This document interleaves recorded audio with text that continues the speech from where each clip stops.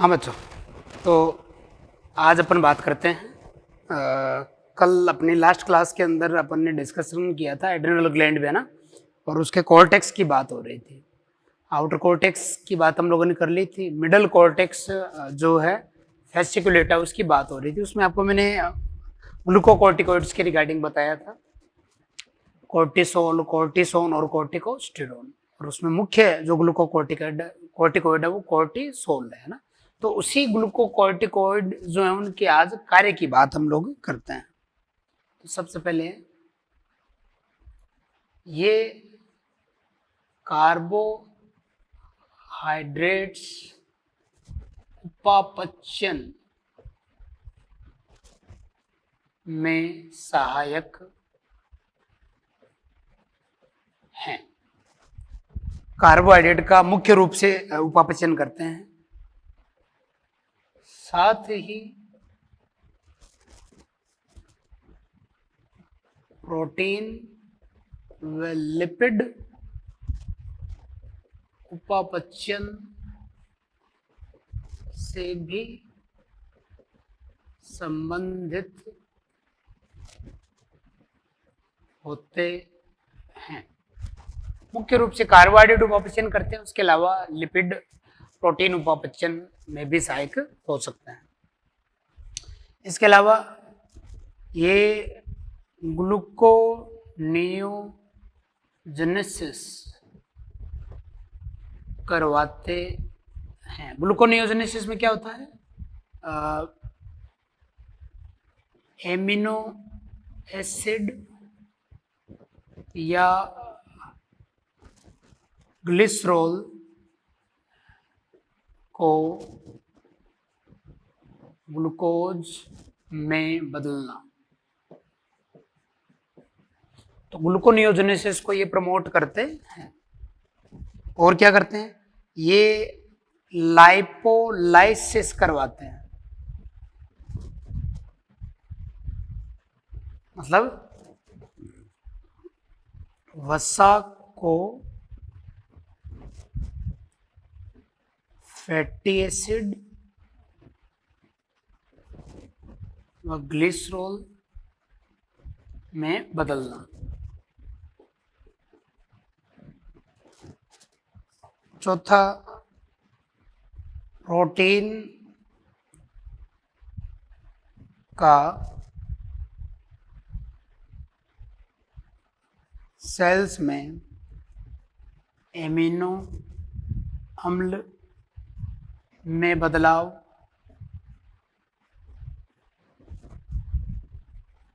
Cellular और amino अम्लों का enzyme में बदलना इत्यादि से ये संबंधित है। तो ये तो सब अभी जो कार्य लिखे हैं मैंने, ये उपापचयन से संबंधित कार्य हो गए हैं। जिसमें जैसे ग्लूकोकॉर्टिकॉइड है, इसमें कॉर्टिसोल है, तो ये स्ट्रेस हार्मोन भी इसको कहा गया कॉर्टिसोल को। ये स्ट्रेस के वक्त व्यक्ति के अंदर जो है वो स्रावित होता है। तो पहले ये लिखे आप लोग सारे, ओके, नोट कर लिए। अगले फंक्शन की तरफ बढ़ते हैं।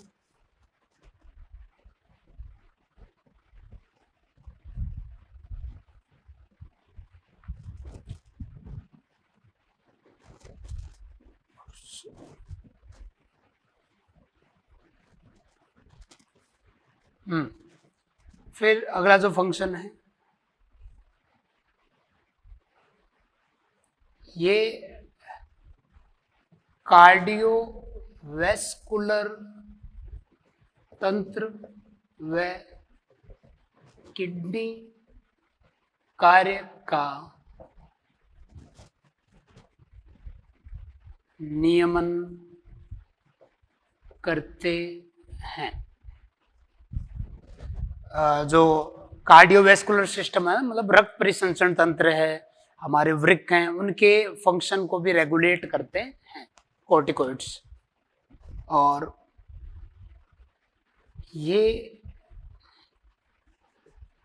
इम्यून सिस्टम की क्रिया का संदमन करते हैं। इम्यून सिस्टम की क्रिया का संदमन करते हैं। कैसे?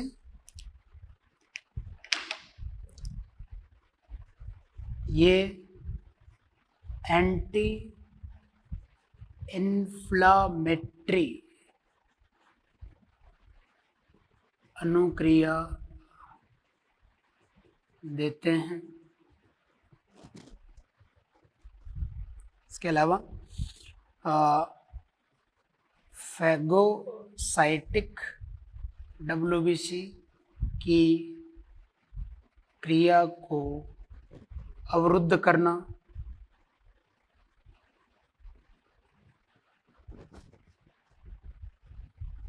फैगोसाइटिक जो WBC है उसकी क्रिया को भी ये क्या करते हैं? रोकते हैं। लिम्फोसाइट की क्रिया को अवरुद्ध करके प्रतिरक्षी मतलब एंटीबॉडी निर्माण को रोकना।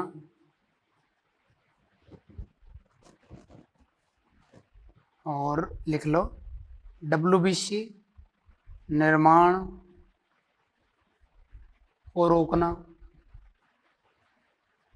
WBC का निर्माण भी ये रोकते हैं। ठीक है, नोट करें।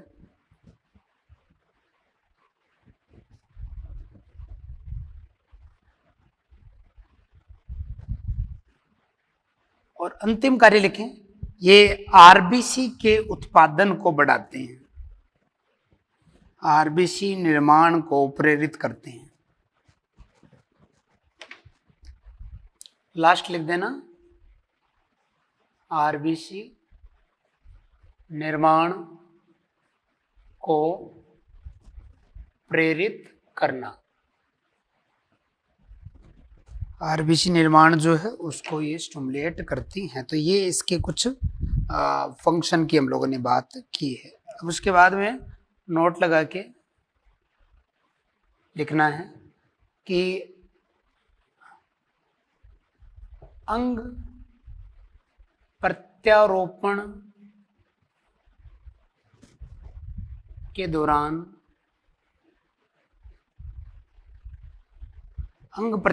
दौरान ग्राही को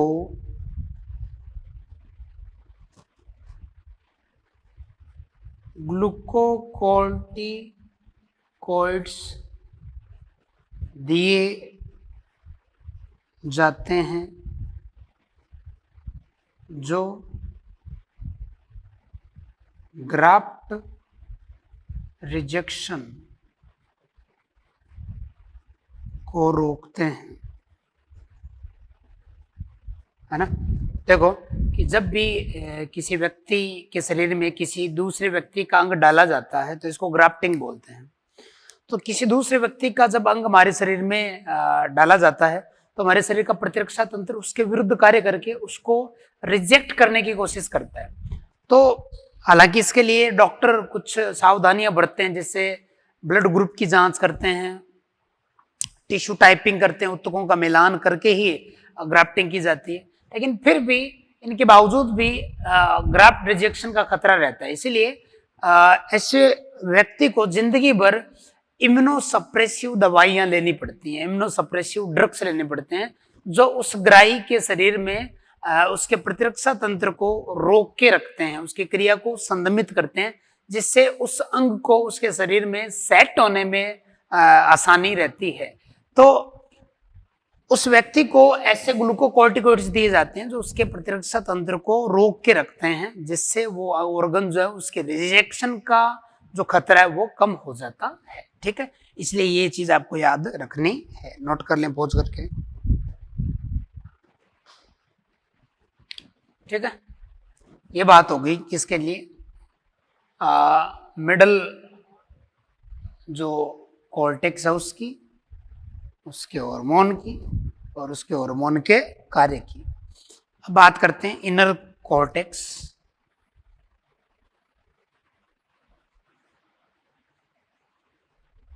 इनर कॉर्टेक्स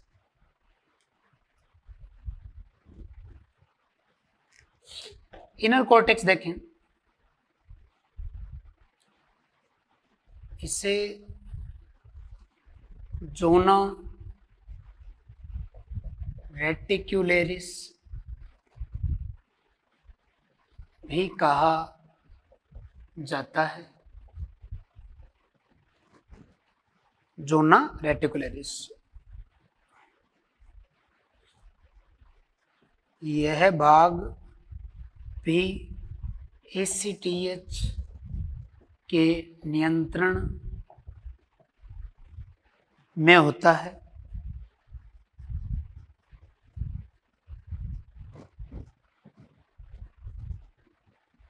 ठीक है, यह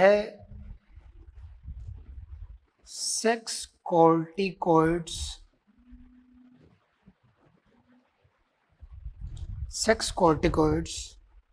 का निर्माण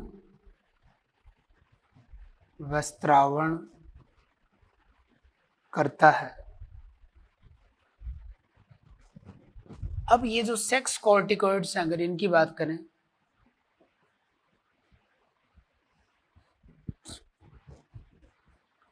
तो मुख्यतः ये एंड्रोजन होते हैं, मुख्य रूप से एंड्रोजन होते हैं। और कौन कौन से हैं? एंड्रोस्टेनिडियोन, डिहाइड्रो एपी एंड्रोस्टिरोन, ये मुख्य रूप से दो एंड्रोजन है। इसके अलावा कुछ मात्रा में एस्ट्रोजन भी इसके अंदर होता है। क्लियर ना? नोट करें पॉज करके।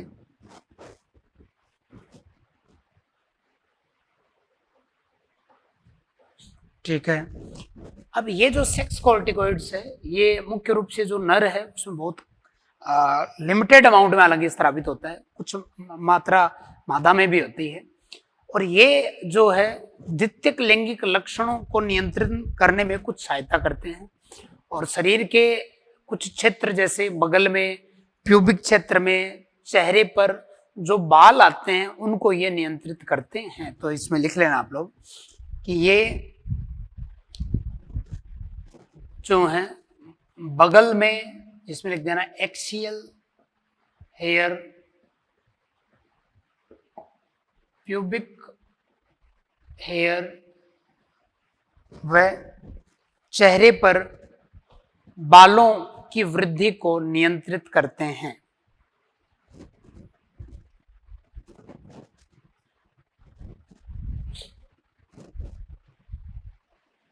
क्लियर? चलो, तो ये बात हो गई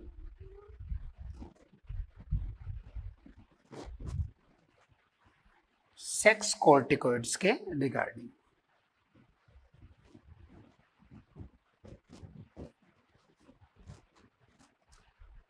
अब अपन इसके डिसऑर्डर की बात करेंगे।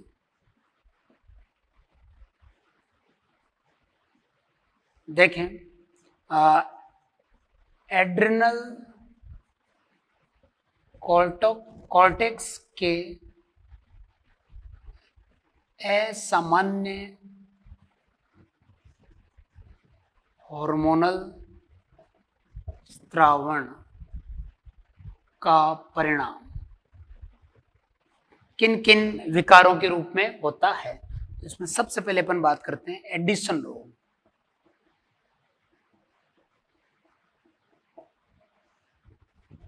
तो एडिशन रोग जो है, इसमें क्या होगा? टीबी रोग के कारण एड्रिनल कॉर्टेक्स भाग नष्ट हो जाता है। इससे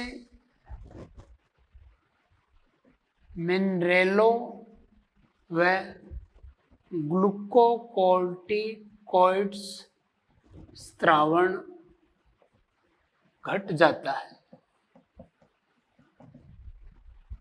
जिसका परिणाम जो है वो एडिसन रोग है। और एडिसन रोग के लक्षण क्या हैं? तो लक्षण है ब्रोंज तांबा जैसा स्किन पिगमेंटेशन, है ना, त्वचा का जो पिगमेंटेशन है वो तांबे की तरह हो जाता है। रक्त में सोडियम क्लोराइड व जल की कमी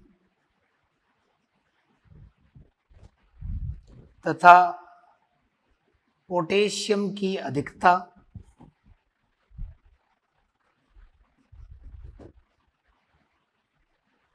रक्त में ग्लूकोज का कम स्तर, लो बीपी, लो ब्लड वॉल्यूम, है ना, रक्त का आयतन, रक्त का दाब भी इसमें कम हो जाता है। इसके अलावा डायरिया, दस्त जिसको बोलते हैं, वोमिटिंग, उल्टी, और नोजिया, नोजिया मतलब मितली आना, जी घबराना, मितली आना, वोमिटिंग, उल्टी आना और डायरिया, दस्त लगना। तो ये कुछ लक्षण जो हैं वो एडिसन रोग के आपको याद रखने। इसमें एड्रिनल कॉर्टेक्स वर्क नहीं कर रहा है, उसका हाइपोसिक्रेशन हो रहा है, उसकी वजह से ऐसा होता है। नोट करें।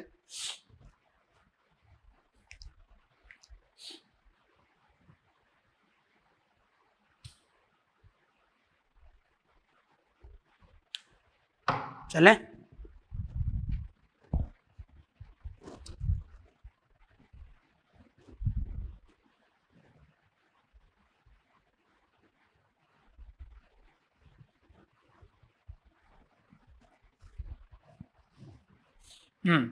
अगले रोग की बात करते हैं।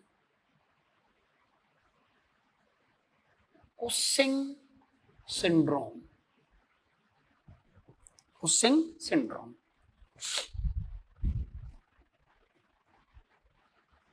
यह एड्रिनल कॉर्टेक्स में ट्यूमर के कारण होता है। एड्रिनल कॉर्टेक्स में ट्यूमर बन जाता है जिससे उसकी एक्टिविटी बढ़ जाती है। इससे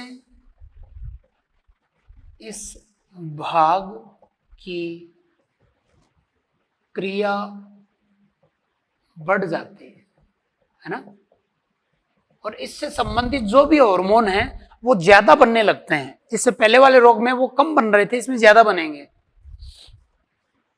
तो इसी का परिणाम जो है वो क्या है?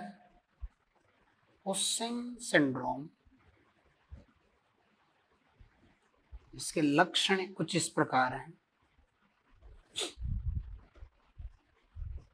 ब्लड में सोडियम क्लोराइड व जल की अधिक मात्रा,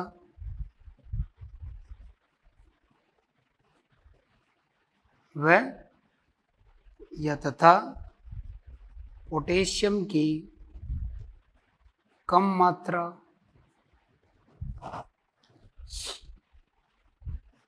बीपी व ब्लड प्रेशर व ब्लड वॉल्यूम का अधिक होना,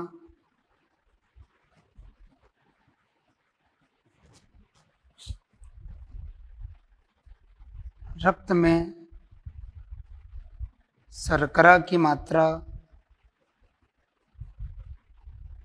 अधिक होना,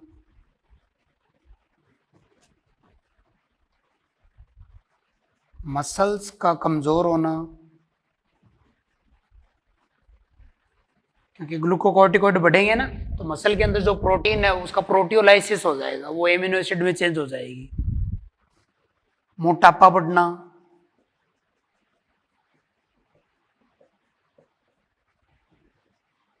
नर में चेहरे पर, नर में फेस पर बालों की सघनता, है ना, चेहरे पर बाल बहुत ज्यादा सघन हो जाएंगे, इसको हर्शुटिज्म, इसको क्या बोलेंगे, हर्शुटिज्म। और मादा में भी दाढ़ी मूछ आने लगेंगी, इसको बोलते हैं मैस्कुलिनाइजेशन।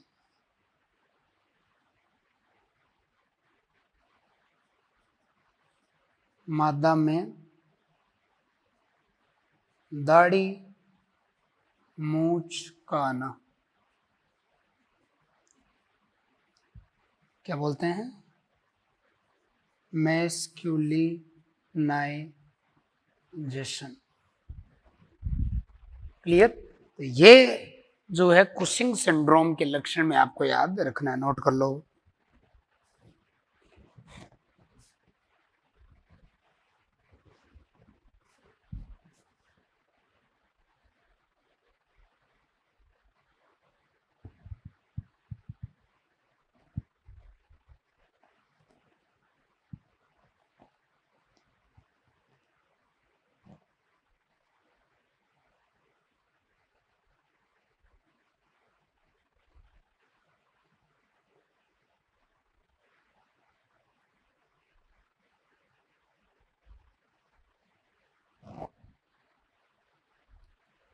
चलो अगले डिजीज की बात करते हैं।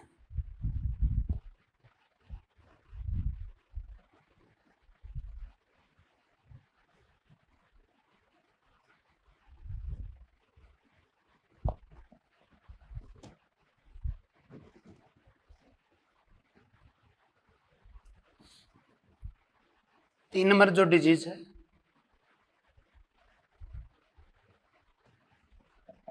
एल्डोस्टेरोनिज्म, इसमें क्या होगा,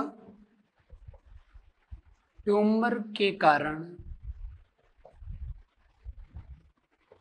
एल्डोस्टेरोन के स्त्रावण की अधिकता, और इसी को एल्डोस्टेरोनिज्म बोलते हैं। इसके लक्षण अगर हम लोग देखें तो हाई ब्लड सोडियम तथा क्लोराइड लेवल, सोडियम और क्लोराइड का लेवल ज़्यादा होगा। Low blood potassium level, potassium level कम होगा।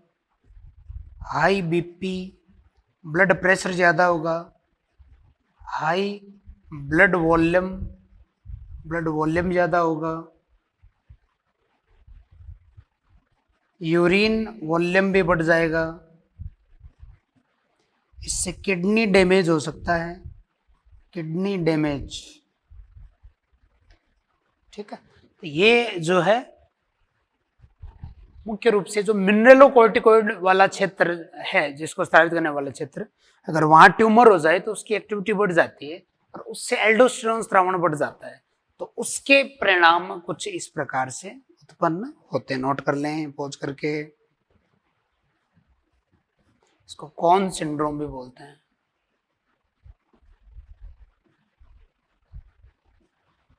पॉज करके नोट कर लो।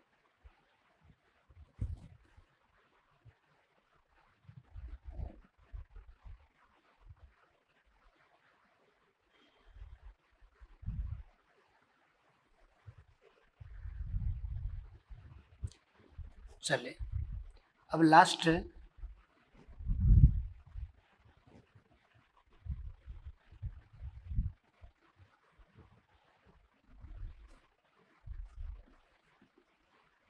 एड्रिनल विरिलिज्म, एड्रिनल विरिलिज्म, एड्रिन लगा लें।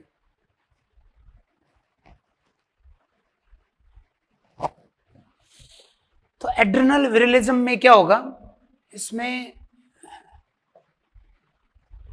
सेक्स कोर्टिकोइड्स स्त्रावण बढ़ जाता है। तो सेक्स कोर्टिकोइड हार्मोन है, उनका स्त्रावण इसके अंदर बढ़ जाएगा। और सेक्स कोर्टिकोइड स्त्रावण के बढ़ने से परिणाम क्या होगा, मादा में नर के लक्षण उत्पन्न होंगे, जैसे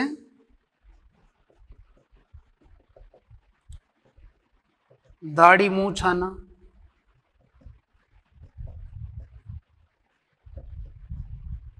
आवाज का भारीपन, है ना। यही कैरेक्टर क्या है, मैस्कुलिनाइजेशन, है ना। मैस्कुलिनाइजेशन का मतलब है कि मादा में नर के लक्षणों का उत्पन्न होना। तो ये कुछ यहाँ पे डिसऑर्डर की बात हम लोगों ने की है, पॉज करके नोट कर लो।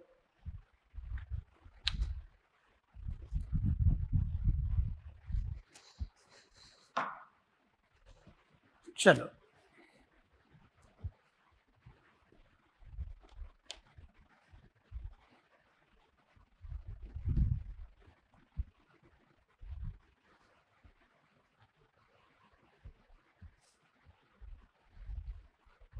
आगे बात करते हैं। अब जो एड्रिनल ग्लैंड है उसके कॉर्टेक्स वाले भाग की हम लोगों ने बात कर ली है ना। अब एड्रिनल मेडुला की बात करते हैं। एड्रिनल कॉर्टेक्स की चर्चा हो गई है, वह एड्रिनल मेडुला की बात करते हैं। तो देखें, एड्रिनल मेडुला जो है वो आंतरिक भाग है,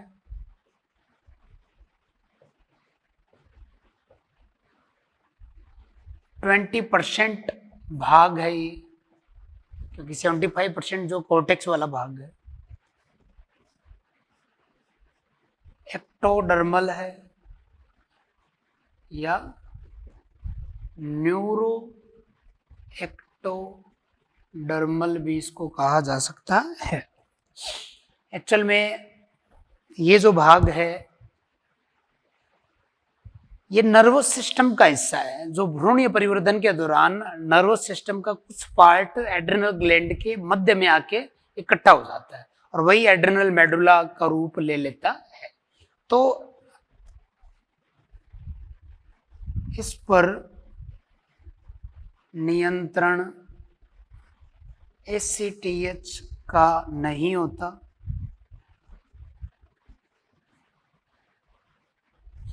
यह नर्वस सिस्टम के नियंत्रण में होता है ना।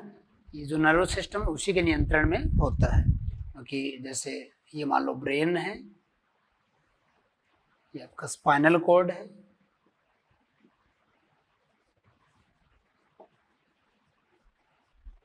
तो स्पाइनल कॉर्ड जो है उससे जो सिंपैथिक नर्वस सिस्टम वाला जो हिस्सा है आप लोगों ने पढ़ा है,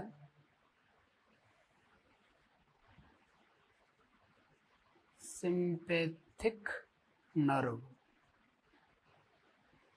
प्री गैंग्लियोनिक, आप लोगों ने पढ़ा कि एक तो होती है प्री गैंग्लियोनिक सिंपैथिक नर्व, एक होती है पोस्ट गैंग्लियोनिक। प्री गैंग्लियोनिक छोटी होती है और पोस्ट गैंग्लियोनिक बड़ी होती है। पोस्ट गैंग्लियोनिक जो नर्व है सिंपैथिक चेन की, वो ऊतकों से जुड़ी होती है। तो जो इसके अंदर प्री गैंग्लियोनिक नर्व है वो सीधा एड्रिनल मेडुला से जुड़ी होती है। ये है एड्रिनल मेडुला। तो एड्रेनल मेडुला को नियंत्रित किया जा रहा है इस सिंपैथिक न्यूरॉन के थ्रू, जिससे एड्रेनल मेडुला वाला भाग जो है वो अपने जो हार्मोन है उनको स्रावित करता है। ये स्टेरॉयड हार्मोन को स्रावित नहीं करता, ये चीज आपको याद रखना है, नोट करें।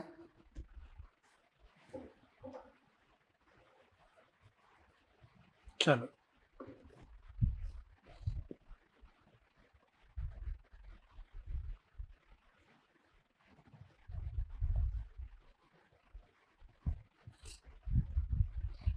अब इसमें हेडिंग डालेंगे एड्रेनल मेडुला के हार्मोन।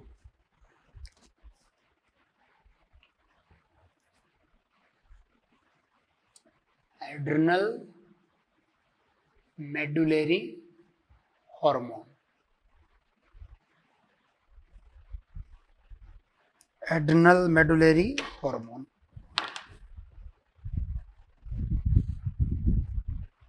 तो एड्रेनल मेडुलरी हार्मोन जो हैं, इसके लिए लिखेंगे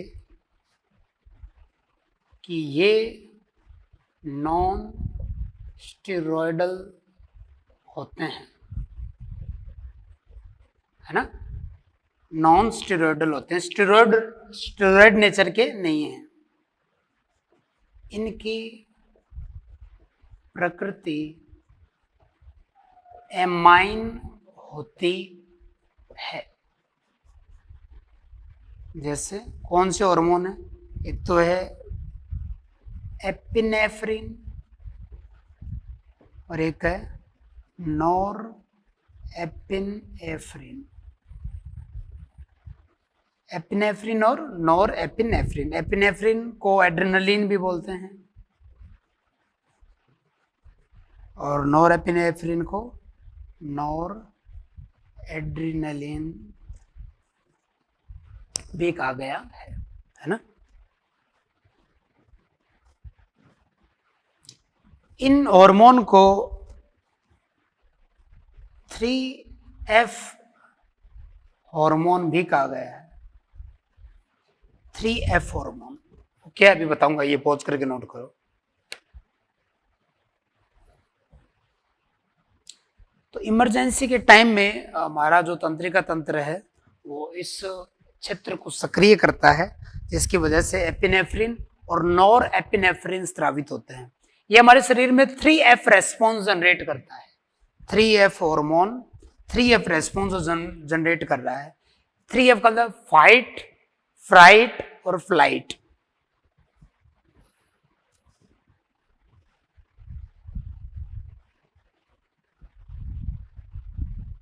फाइट, फ्राइट और फ्लाइट। 3F रेस्पॉन्स जो है,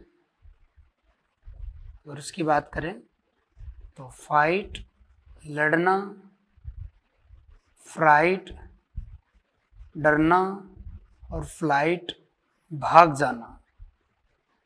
लड़ना, डरना और फ्लाइट मतलब भागना। भाई इमरजेंसी की जो सिचुएशन होती है उसमें आदमी यही चीजें प्रदर्शित करता है, वो या तो लड़ता है या डरता है और डर के भाग जाता है। तो 3F रेस्पॉन्स जनरेट इसमें होते हैं। तो इसमें अब बात करते हैं एपिन व नॉर एपिन एफ्रिन के कार्य। आप लोगों ने तंत्रिका तंत्र वाला चैप्टर पढ़ लिया, उसमें जो कार्य आप लोगों ने सिंपैथिक नर्वस सिस्टम का पढ़ा है वही इसका कार्य है। तो एपिनेफ्रिन और नॉर एपिनेफ्रिन का कार्य सिंपैथेटिक तंत्रिका तंत्र जैसा ही होता है। क्या है वो, तो लिख देता हूं मैं।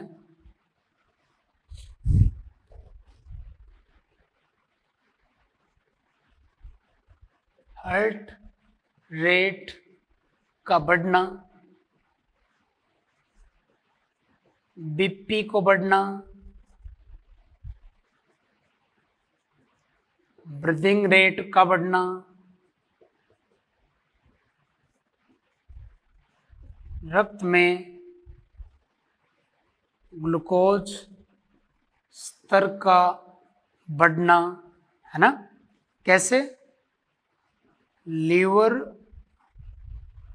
ग्लाइकोजन का ग्लूकोज में परिवर्तन। लीवर की जो ग्लाइकोजन है वो ग्लूकोज में बदल जाती है और वो ग्लूकोज जो है वो रक्त में चला जाता है। मतलब इसको बोलते हैं ग्लाइकोजिनोलाइसिस, जिसके अंदर ग्लाइकोजन जो है वो ग्लूकोज में चेंज हो जाती है। और ये ग्लाइकोजिनोलाइसिस यही हार्मोन प्रमोट करते हैं कहाँ पे? हिपेटोसाइट के अंदर।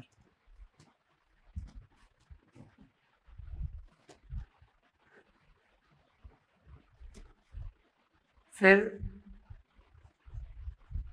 स्केलेटन व कार्डियक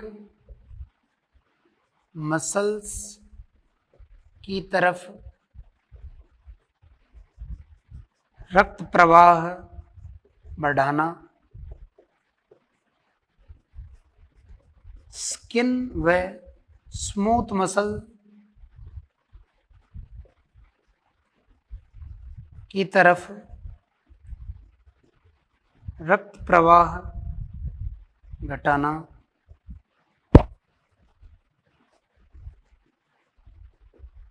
प्यूपिलेरी डायलेशन। नेत्र में बताया था ना कि प्यूपिल का डायमीटर बढ़ता है तो वो ये प्रमोट करता है। स्वेटिंग को बढ़ाता है और पिलो इरेक्शन,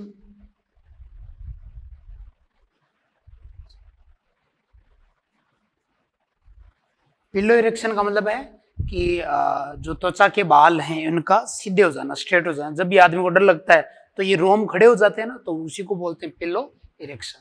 तो ये कुछ कार्य जो हैं वो एपिनेफ्रिन और नोर एपिनेफ्रिन के, मतलब आदमी को संकट की अवस्था में तैयार करने के लिए इन सब का होना जरूरी है। जब भी हम डरते हैं, घबराते हैं या दौड़ रहे होते हैं या किसी से लड़ते हैं तो आप लोगों ने देखा होगा कि हमारी सांस, ब्रीदिंग रेट बढ़ जाती है, हमारे हृदय की धड़कन बढ़ जाती है, पसीना आने लगता है, रोम खड़े हो जाते हैं। रक्त के अंदर ग्लूकोज के स्तर के बढ़ने से हम लोग अपने आप को ऊर्जावान महसूस करते हैं। तो ये वो इमरजेंसी की कंडीशन है। उस वक्त सिंपैथिक नर्वस सिस्टम जो है इन्हीं की मदद से हमारे शरीर को प्रिपेयर करते हैं। एपिनेफ्रिन और नोर एपिनेफ्रिन हार्मोन भी हैं और न्यूरोट्रांसमीटर भी है। न्यूरोट्रांसमीटर मतलब तंत्रिका प्रेषी रसायन भी है ये। तो आप लोग पहले तो पॉज करके ये नोट करो।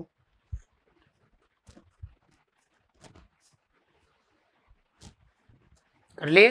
चलो अब इसमें लिखना है नोट के अंदर एक लाइन कि एपिनेफ्रिन तथा नोर एपिनेफ्रिन, एपिनेफ्रिन तथा नोर एपिनेफ्रिन, एपिनेफ्रिन व नोर एपिनेफ्रिन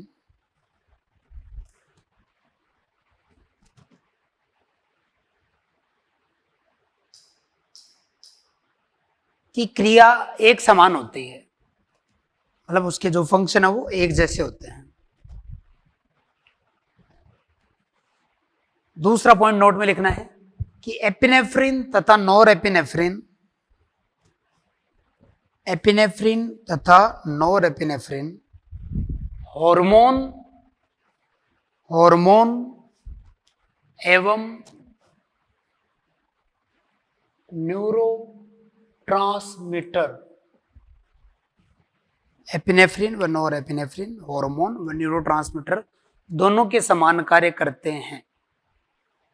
हार्मोन की तरह भी और न्यूरोट्रांसमीटर दोनों के समान ये कार्य करते हैं। ठीक है, नोट कर लो फिर पॉज करके। कर लिया होगा? ठीक, चलो आगे बढ़ते हैं। ये बात हो गई अपने एड्रिनल ग्लैंड की स्ट्रक्चर, उसके हार्मोन उसके विकार और हार्मोन के कार्य पर।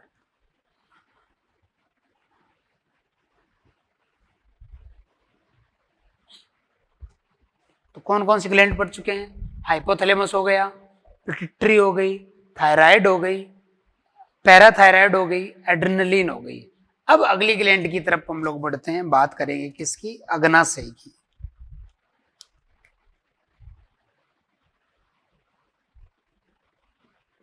पैनक्रियाज, अग्नाशय।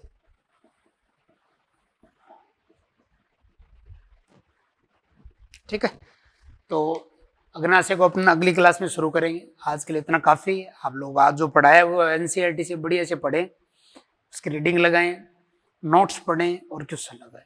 ठीक है, मिलते हैं अगली क्लास में।